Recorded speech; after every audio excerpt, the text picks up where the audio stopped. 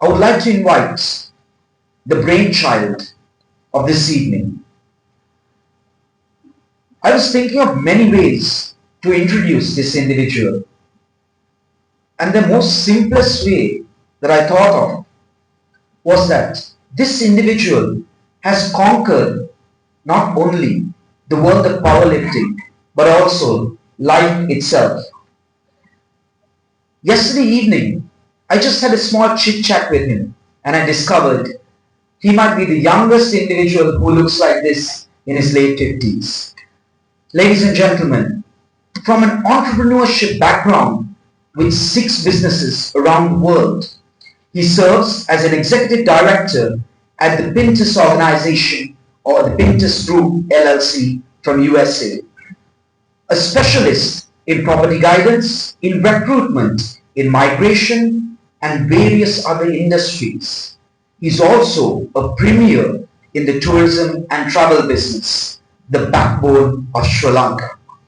This individual is not from a big background, I would say, but rather a very simple background. His academic journey started at Maristella College and then Christ King College. He is an alumni of the University of Hull from England and from Monash University. Before I flaunt much about him, how has he preserved this industry? What has he done for this industry alone? This individual starts his journey not long ago, but in the early years of 2019. He might be the only individual or the only Sri Lankan who has established an Australian record with Sri Lankan roots. With many achievements in the Oceania region and the Asia Pacific region, with the last achievement as the Asia Championship of 2025 with 5 gold medals and 1 silver medal. Ladies and gentlemen, let me introduce each and every one of you to the brainchild, the creator, the visionary of this evening, Dr. Ruan Paul, the president of World Powerlifting Lanka. I didn't expect this much of මේ වගේ ඉස්සලා මේ විදිහට කතා කරයි කියලා මම හිතුවේ නැහැ. මම ඇත්තටම බලාපොරොත්තු වෙන්නේ නැහැ. Good evening ladies and gentlemen. Good evening our head table. සුබ සන්ධ්‍යාවක්. මම මේක පොඩක් පටන් ගන්නම් සිංහලෙන්ම කතා කරලා. මට මෙහෙම ලොකු දේවල් කියනකොට මට මතක් වෙනවා ඉස්කෝලේ යන කාලේ මම හරි කෙට්ටු කෙසඟ එකක් තිබුණේ. සොක ප්ලේ කෙනෙක් මම. කරාටි ක්‍රීඩකෙක්. මට සොක ගහන්නකොට මගේ බූට්ස් දෙක 5-6 වතාවක් ඉරෙනවා. ඉරනකොට ගිහිල්ලා මම සපත්තු මහන එක්කෙනාට කියලා සපත්තු මහලා තමා සොක ගැහුවේ. අපේ දෙමව්පියෝ ලොකු සල්ලි එහෙම තිබිච්ච අය නෙමෙයි. හරි මහන්සියෙන් තමා මගේ මල්ල 4 දෙනාවයි නංගිවයි උස්මහත් කළේ. ඉතින් මට ඒක මතක් වෙනවා අද ඒ දුක දැනෙනවා මට.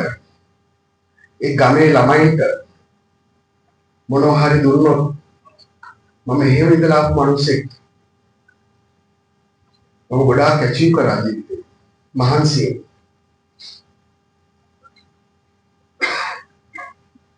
කමලයි මට ඇත්තට ඔය කලාකාරී මට ඇත්තට පන්දිරෙනවා. මොකද ක්‍රීඩාව කියන්නේ අවුරුදු 8-9 ඉඳලා පුදුම ආසාවක් තියෙන දෙයක් ක්‍රීඩාව. මොකද ක්‍රීඩාව තුළින් ගොඩාක් ඩිසිප්ලින් අපිට දැනෙනවා. අපි කරනවා ක්‍රීඩාව කරනවා. ඉතින් ඒ ඩිසිප්ලින් අපිට ඉදිරියට අපේ රටේ අපේ වගේ රටක තිබුණොත් අපේ මේ පුංචි දූපත ගොඩාක් ලස්සන වෙයි කියලා මම හිතනවා. මොකද ඒක මම දකින්නේ අවුරුදු ගාණක් දැන් මම ඕස්ට්‍රේලියාවේ ඉන්න සාමාන්‍ය ව්‍යාපාරිකයෙක් ඉඳලා. ඔය අන අතරතුර තමා මගේ ඇඟ පොඩක් මහත් වෙලා පොඩක් මේ කරාටි ක්‍රීඩාවටයි සොකර් ක්‍රීඩාවටයි යන්න බැරි වුණේ. මොකද ඒකට ස්පීඩ් එක ඕනේ. ඒ අතරතුර තමයි මම පවර් ලිෆ්ටිං ක්‍රීඩාව තෝරගත්තේ. 2019 වැඩි කාලයක් නෙමෙයි. එතකොට 2019 ඉඳලා ඒ මම කරපු ඇචීව්මන්ට් ගිම්මහන් තාරක මෙතන සඳහන් කරා. ඒ තුලින් මම හිතුවා මම කවදා හරි මගේ දුක්බරකම් නැති බැරිකම් තිබිච්ච ඒ අතීතය මට මතක් වුණා. මම කවදා හරි ගිහිල්ලා ලංකාවට ගිහිල්ලා මොනවා හරි දෙයක් ඒ අහිංසක ළමයින්ට කරන්න ඕන කියලා. ඒක හින්දා තමයි මම මෙතන ඉන්නේ. මට හැම දෙයක්ම තියනවා දැන්. ගෙවල් තියනවා, හෝටල් තියනවා, ඕන වාහනයක් ගන්න පුළුවන්. හැමදේම තියනවා. මම මහන්සියෙන් හම්බ කරේ. නමුත් එතනින් නැවතින්නේ නැහැ මම අර මගේ ඇස් වලට කඳුළු වෙනවා අර සපත්තු දෙක මහපු හැටි මම පොඩි කාලේ. ඉතින් මම ඒකයි මෙතන අදින්නේ ඔය මහත්තුරුට්ටත් එන්න කියලා මේක පොඩ්ඩක් ප්‍රචලිත කරලා ගමේ ළමයින්ට හොඳ දෙයක් කරන්න. මොකද මේක තුලින් ගොඩාක් බෙනිෆිට් එනවා. මොකද දැනටම මම අක්කර 6 විතර ලොකු භූමි ප්‍රමාණයක් කරන් තියනවා එයාපෝට් එක ළඟ. ඒකට ගෙනල්ලා තියනවා ඉක්විප්මන්ට්ස් තව ගොඩාක් එනවා නැවේ හිට අනිකට. ඉතින් මේ දේවල් ඔක්කොම ලංකාවට ගෙනියනවා. මෙහෙන් පිටරටට පටවන්න හදන්නේ. ඒ දුක මට දැනෙනවා. ඒ ප්ලේට්ස්, ඒ බාස් කවදාකවත් මේ ලංකාවේ ඇත්තෙත් නෑ තාම. ඒ ළමයි දුප්පත් ළමයින්ට ඒක අල්ලන්න දෙනවා කියන්නේ ලොකු ආසනාවක්.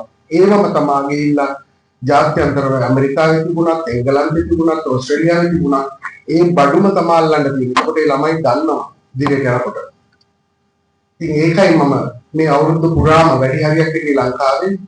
මම වර්ක්ෂොප් එකක් පටන් ගත්ත පොළොන්නරුවේ පළවෙනි එක. ගොඩක් දුප්පත් ළමයි දැක්කම මට මතක් වෙනවා හැමතිස්සෙම ඒක. ඉතින් මම චැම්පියන්ෂිප්ස් මේ වෙනකොට චැම්පියන්ෂිප් ජාතික මට්ටමේ චැම්පියන්ෂිප් 3ක් කරා මගේ සෙන්ටර් එකේ. ඒවට ගොඩක් නොමිනේ තමයි කරේ. අන්තිම එකට මට ඔක්කොම කිව්වා එහෙම කරන්න එපා, පොඩි ගාණක් හරි charge කරන්න කියලා. ඒ කියන්නේ මොකද ඇඩ්මින් දේවල් වලට මම ඒක charge කරා. ඉතින් ගොඩක් දේවල් තියෙනවා අපිට මේක ඉදිරියට යන්න මේකේ. ඉතින් ගිහිල්ලා අපි තව චැම්පියන්ෂිප් එකක් තියෙනවා මේ මාස 25 26 චැම්පියන්ෂිප් 4ක් කරලා තියෙනවා නැෂනල් ලංකාව ඇතුළත. එහෙම කරන්න අමාරුයි. ගොඩාක් සල්ලි ඕනවට. හැම දෙයකටම සල්ලි ඕන. ඉතින් මම කරා පුළුවන් විදිහට මට ගොඩාක් උදව් කරනවා මගේ මේ හෙඩ් ටේබල් එකේ ඉඳලා මුලින් ඉඳලම ගත්තොත් අනෝජ් මයිකල් ඉවෙන්ට් ඩිරෙක්ටර්, අපේ ඇඩ්මිරල් සේරසිංහ පේට්‍රන් එයා ගොඩාක් උදව් කරනවා මේකට.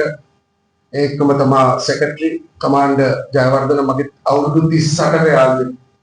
මමයි එයයි එක වයස 87 තමයි නායක හමුදාවට ලැබුණේ. ඒක තමයි ડોක්ටර් ඩෙක්ස් ගොඩාක් උදව් කරනවා. එයා අසනීප තත්ත්වෙකුත් තියෙන ගොඩක් වෙලාවට ගොඩාක් උදව් කරනවා. මට කන්ඩිෂන්ස් මුකුත් නැහැ. ඒ වගේම තමයි ගොඩාක් ප්‍රසිද්ධ අපේ ලංකාවේ කවුරුත් දන්න චරිතයක් වන කමල් අයියා ගොඩාක් මේකේ ඇවිල්ලා උදව් කරනවා. මේ කෙනෙක්වත් සල්ලි වලට නෙමෙයි වැඩ කරන්නේ. ඒ එක්කම ඉදිරියට ඉන්නවා යම් කපල් එකක් රාගු ඉන්නවා, රාගු මල්ලි ඉන්නවා, අපේ ඉවෙන්ට් ඩිරෙක්ටර් මොනවාද යූත් ඩිරෙක්ටර්, ඊට පස්සේ දුෂී නංගි ඉන්නවා. ඒ තව යූත් ඩිරෙක්ටර්ස්ලා දෙන්නේ. ඒගොල්ලෝ ගොඩක් අර මේ දවස්වල ඉවෙන්ට් තියෙන හින්දා තමයි මේකට වැඩි ඒගොල්ලන්ට ඩිරෝල් එක බැරි වුණා. නමුත් ඉදිරියේදී ඒගොල්ලෝ යූත් කට්ටිය අරගෙන හැමතැනම යාපනයේ ඉඳලා කංකසන්තුරේ ඉඳලා දෙවුන්දරට වෙනකන් අපි මේ වැඩ ටික කරනවා. මේ කවුරුත් සල්ලි ඉල්ලන්නේ නැහැ මගේ. කන්ඩිෂනුත් නැහැ.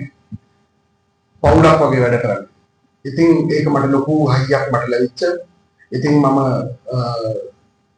මේ දේවල් ඔක්කොම බලාගෙන තමයි වර්ල්ඩ් කම්පිටිෂන් එකක් කරන්න අප්ලෝඩ් එක ගත්තේ. වර්ල්ඩ් පවර්ලිෆ්ටිං බොඩි එකෙන්. ඉතින් මට ඒගොල්ලෝ සෑහෙන දේවල් මාව ස්ටඩි කරලා මොකද ඒගොල්ලන්ගේ නම සවුත් වෙන්න බෑ. ඉතින් මමත් පුළුවන් හැටියට ජෙනුයින් විදිහට මේගොල්ලන්ට ෆොරිනර්ස්ලට ඒ දේවල් ඔප්පු කරලා අපි නොවැම්බර් මාසේ 28 29 30 යන දවස් තුනේ වර්ල්ඩ් කම්පිටිෂන් එකක් කරන්න ප්ලෑන් කරනවා. දැන්ටමත් අපි ඒ 5 ස්ටාර් හොටෙල් එක තියෙන්නේ එයාපෝට් ගාඩන් විවන්ත කියලා කියනවා. අපි ඒක ඔක්කොම පේ කරන්නේ ඔක්කොම කරලා ඉවරයි. ඊට පස්සේ අමතරව ඇන්ටි ඩොපින් ඒ කියන්නේ මේක ඇවිල්ලා ටෝටලි ඩ්‍රග් ෆ්‍රී. ඒ කියන්නේ කාටවත් නිකමටවත් ඩ්‍රග් එකක් අපි ගන්න කියලා නිර්දේශ කරන්නේ නැහැ. මොකද ගොඩාක් දේවල් තියෙනවා අද ලංකාවේ ජිම් වල. එහෙම කරන්න හොඳ නැහැ. මොකද ඉදිරි අනාගතයක් නැහැ. මේක සම්පූර්ණම ඩ්‍රග් ෆ්‍රී එකක්. ඒකට අපි විශාල මුදලක් ගෙවලා ඩ්‍රග් ෆ්‍රී ටෙස්ටිං කරනවා අපි.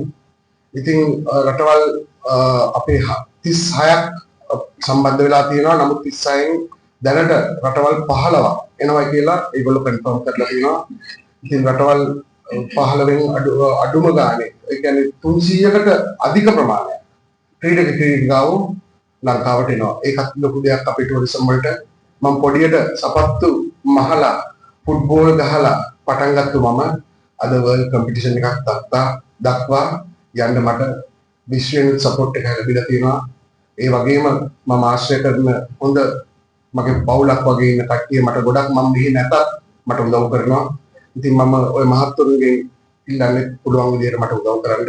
මේක අපි ගමට ගෙනියන එකක්. මොකද අපේ රටේ යෝධ හිටපු රටක්. යෝධ පරපුරෙන් එන ළමයි තාම ඉන්නවා.